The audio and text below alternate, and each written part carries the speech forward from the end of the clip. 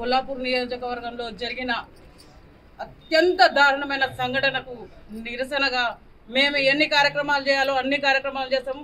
వాడు నిజంగా కొల్లాపూర్లో నేను అది చేస్తా ఇది చేస్తున్నా చూపెళ్ళి చచ్చిండా?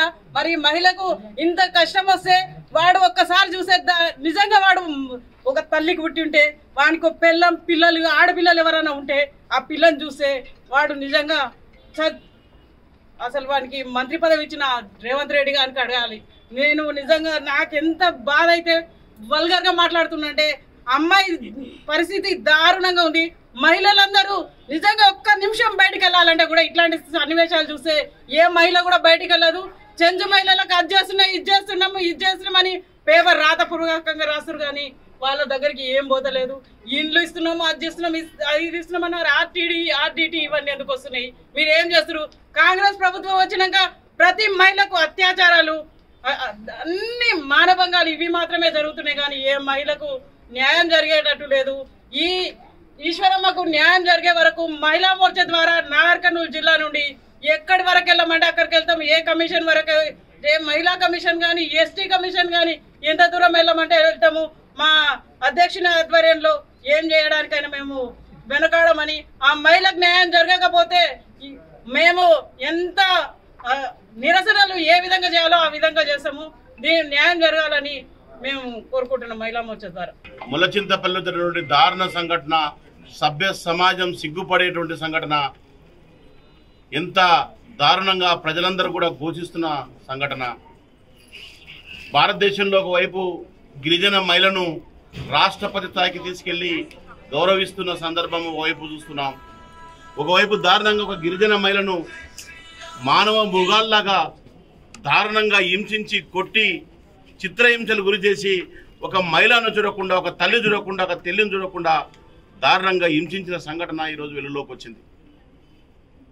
బండి వెంకటేశు, బండి శివుడు అనేటువంటి కాంగ్రెస్ కార్యకర్తలు ఒక పశువులాగా ఒక మహిళను పట్టుకొచ్చి బంధించి దారుణంగా శరీరం అంతా కూడా గాయపరిచి, ప్రైవేట్ పార్ట్స్ను కూడా గాయపరిచి, ఒక స్త్రీలందరూ కూడా తలదించుకునే విధంగా, సిగ్గుపడే విధంగా ఆ తల్లిని, ఆ చెల్లిని గాయపరిచిన సంఘటన అందరం కూడా బాధపడుతున్నాం. ఆ బాధను వినిపించడానికి కూడా మాటలు రావట్లేదు ఈరోజు సమాజంలో. ఒక్క విషయం గుర్తించండి, ఇంత దారుణమైన సంఘటన కొల్లాపూర్లో ఎందుకు జరుగుతూ ఉన్నాయి? ఈ కొల్లాపూర్లో మొత్తం కూడా అరాచక పాలన వస్తుంది, దౌర్జన్య పాలన వస్తుంది, దోపిడీ పాలన వస్తుంది. ఈ జూపల్లి కుషరావు వస్తే కొల్లాపూర్ అంతా రావణ కాష్ట అవుతుందని చెప్పినా వినకుండా కాంగ్రెస్ మాయ మాటలు, రేవంత్ రెడ్డి కల్లిబొల్లి మాటలు విని మోసపోయి ఓట్లేసి గెలిపించుకున్న పాపానికి కొల్లాపూర్ ప్రజలంతా కూడా దారుణంగా ఇబ్బంది పడుతున్న సంగతి మనం అందరం చూస్తూ ఉన్నాం. ఇది ఒక చెంచు మహిళ, ఈమెకు అండగా భారతీయ జనతా పార్టీ పూర్తిగా ఉంది. ఈమెకు న్యాయం జరిగే వరకు, కుటుంబానికి పూర్తిగా మద్దతు వచ్చే వరకు భారతీయ జనతా పార్టీ పోరాడుతుందనే విషయాన్ని కొల్లాపూర్ సమాజానికి, జిల్లా సమాజానికి తెలియజేసుకుంటున్నాం. వదిలిపెట్టే సమస్య లేదు. దోషులను కఠినంగా శిక్షించాలి.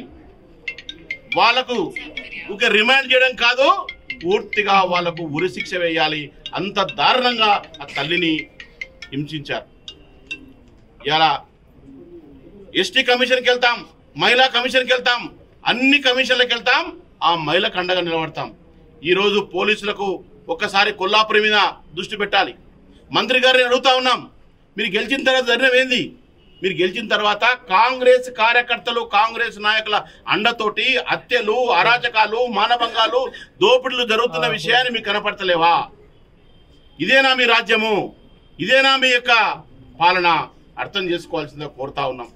అదేవిధంగా భారతీయ జనతా పార్టీ కార్యకర్తలు మహిళా మోర్చా ఆధ్వర్యంలో తప్పకుండా ఈ యొక్క సంఘటనను ఖండిస్తూ, ఈ యొక్క మహిళను ఈశ్వరమ్మకు పూర్తిగా మద్దతు పలుకుతూ, కుటుంబానికి అండగా నిలబడుతూ, వాళ్ళకి న్యాయం జరిగే వరకు పూర్తిగా భారతీయ జనతా పార్టీ పోరాడుతుంది.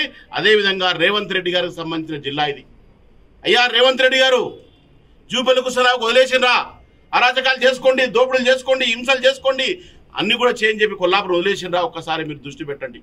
లేకపోతే మన రావణ కాష్ట అవుతుంది, ముట్టడి జరుగుతుంది, మిమ్మల్ని తిరగనీయం అనే విషయాన్ని కూడా మీకు తెలియజేస్తున్నాం. కాబట్టి మీకు అందరూ కూడా సభ్య సమాజాన్ని కూడా చేతులెత్తి మొక్తా ఉన్నాను.